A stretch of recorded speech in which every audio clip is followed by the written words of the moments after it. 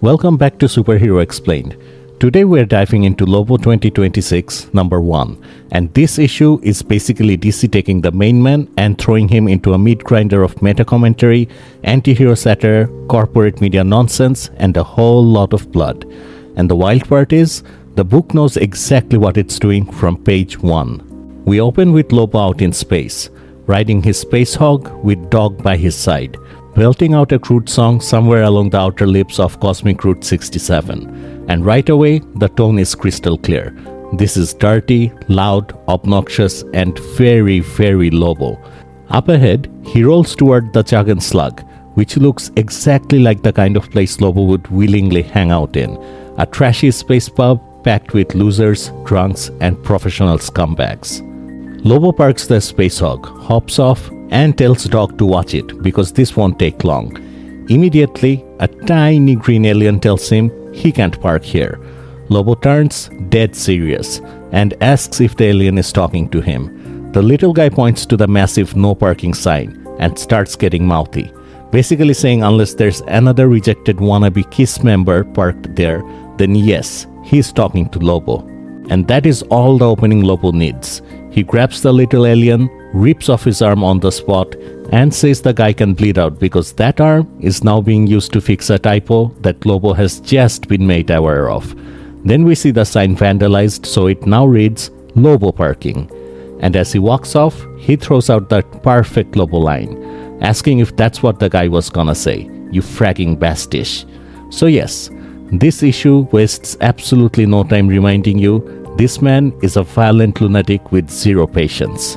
Lobo heads inside the Jagan Slug, and the place is packed with weird aliens of every shape and color. The bartender asks if he's drinking or working. Lobo leans on the bar and says he's supposed to be working on drinking. That gets him a friendly enough response, and he orders a quadruple XL grease straight up.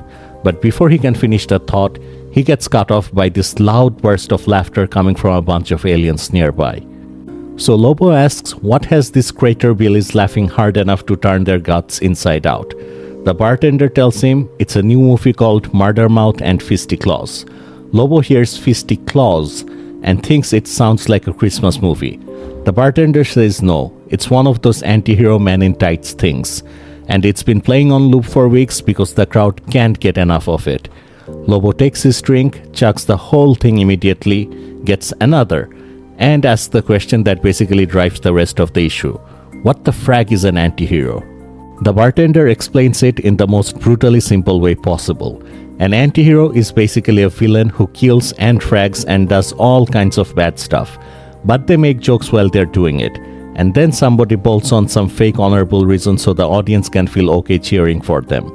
Meanwhile, on screen, the movie's anti-hero is slicing somebody apart. Lobo looks at this and absolutely hates it. He goes off, asking what kind of mindless goopy fraggers think gratuitous violence, juvenile humor, and outdated pop culture references count as entertainment. Which is hilarious, because that description is uncomfortably close to how some people would describe Lobo himself. The crowd immediately turns on him. One alien pulls a knife, another weirdly fixates on the literal meaning of the word guppy, and one of them starts sounding like the most pretentious guy at film school, calling it postmodern critique. Lobo decides discussion time is over. He punches the knife-wielding alien so hard the guy crashes straight into the TV. Then he grabs another alien by the collar and demands to know who has the correct pop culture reference quip he's supposed to use here. The alien, obviously terrified, asks what Lobo's deal is. Lobo blows smoke out of his nose, burns the guy's forehead with a cigar, and says, "Alright, you want to know his deal? Fine. Once upon a time." And just like that, he launches into his own origin story. We cut to Zarnia, and Lobo describes it like the dumbest perfect paradise imaginable. A world with no war, no real death, no conflict, just a bunch of fulfilled hippie weirdos living flawless little lives, until they decide they're spiritually ready to try the afterlife. Then Lobo shows up, literally bursting into the world. He says they'd never seen anything like him, so they called him a devil. In school, they tried to teach the him out of him, but that obviously didn't work, and we see a young Lobo murdering his teacher. Then he's off riding a smaller version of his space hog, summing himself up in one line. He is what he is, and what he is ain't nothing nice. And then the story gets even more ridiculous in the most Lobo way possible. He says he eventually got bored of Zarnia's perfection and relieved himself in the planetary water supply with what he describes as his genocidal pee. One of the aliens tries to interrupt and correct him, but Lobo immediately chokes him and says he's telling the story, so he'll season it up however he wants. Then he claims that within days every living being on Zarnia was dead, except for him, making him the last Zarnian.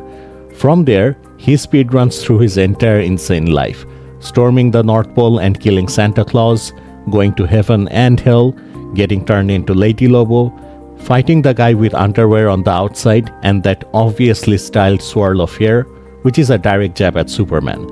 Then briefly glossing over the whole handsome Lobo thing, like even he can't be bothered to explain it. He mentions his kids, admits he brought some people into the world and took most of them out later. Then talks about fighting Wonder Woman and half admits he had a crush on her. And he wraps the whole speech up by declaring this is how he became the baddest mother fragger alive. The alien with the cigar burn on his forehead finally snaps and says, for God's sake, he didn't ask for Lobo's entire traumatic origin story. He just meant why is Lobo here in the bar right now? Lobo immediately goes, gotcha, my bad. He says he's here on a job, a bounty. He's looking for some dweeb named Wheat Dusty. And of course, the alien with the bandaged forehead says that's him.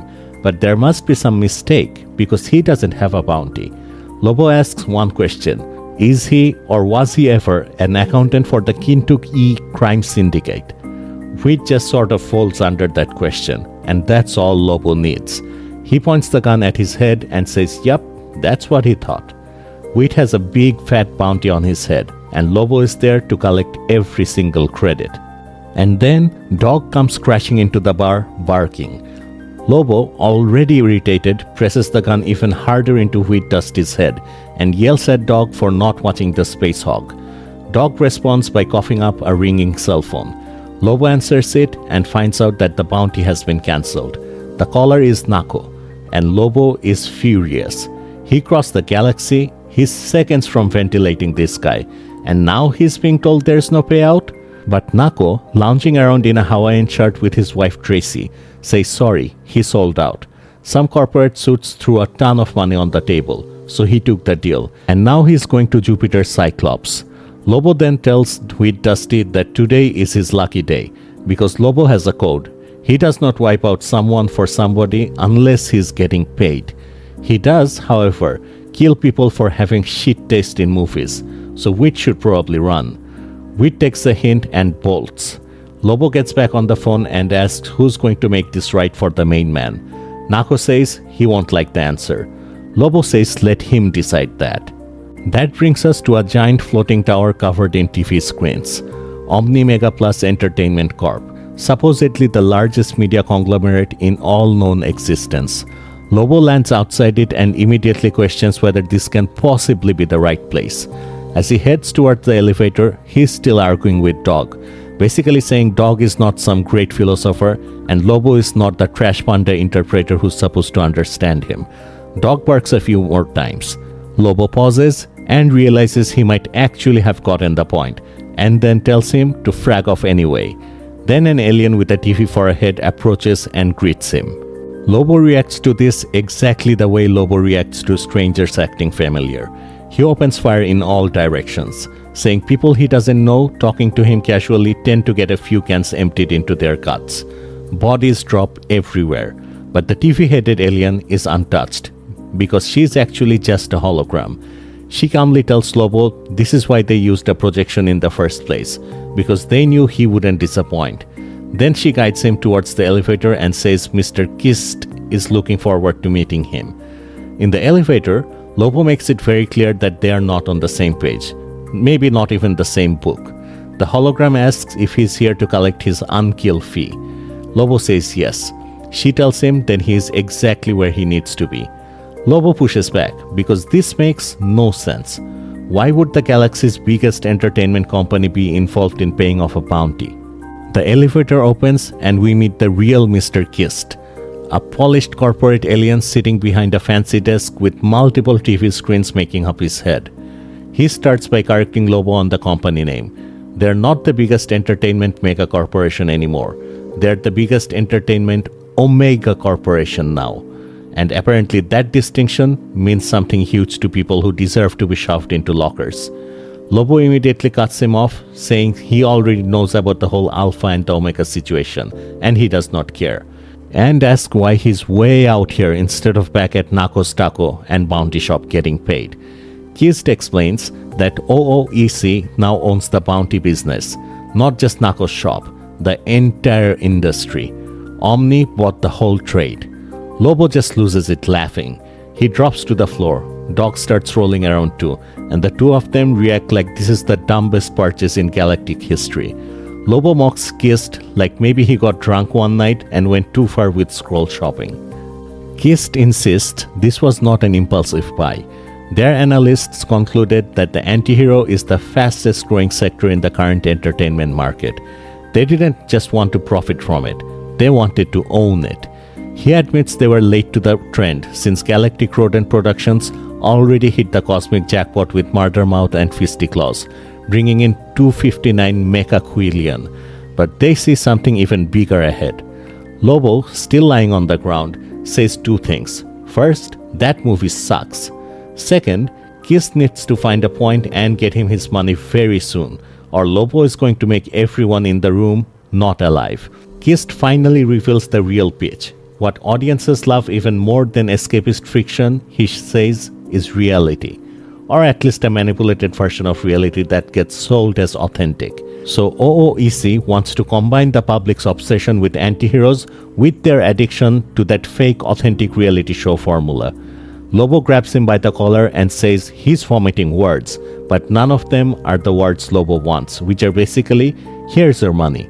And before that can go any further, armed robots step in and order him to back off. A line of red robots level guns at Lobo and gives him 5 seconds to comply.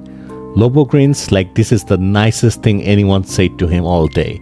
He says he's not usually into complying, but when somebody gets all bossy with him like that, it really puts him in the mood to comply all over them. Then he throws Mr. Kist aside with one arm, whips out his chain hook with the other, and yeah, now we are exactly where a Lobo issue needs to be.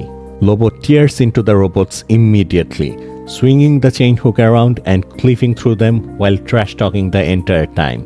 He tells the others not to worry, there's plenty of the main man to go around, and asks who wants some of this. Then the elevator dings and more reinforcements show up. Lobo sees that and says they better all call home and tell their significant others they're going to be late for dinner because they're stuck in a meeting. And by stuck in a meeting, he means dead, which honestly is a very Lobo HR memo.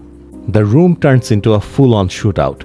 The robots open fire, Lobo opens fire right back with both guns, and somehow one of the shots actually hits him in the hip.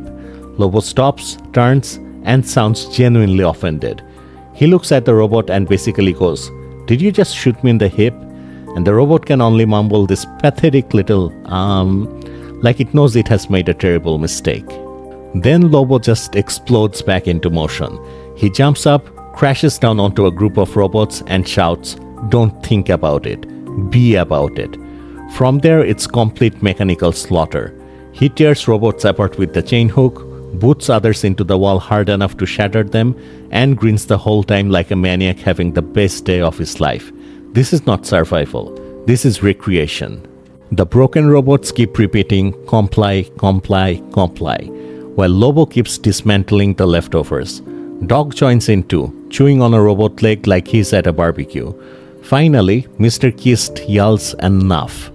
Lobo turns and starts mocking him again, calling him boob tube, and joking about what kind of face upgrade he would need before Lobo would be interested in any complying.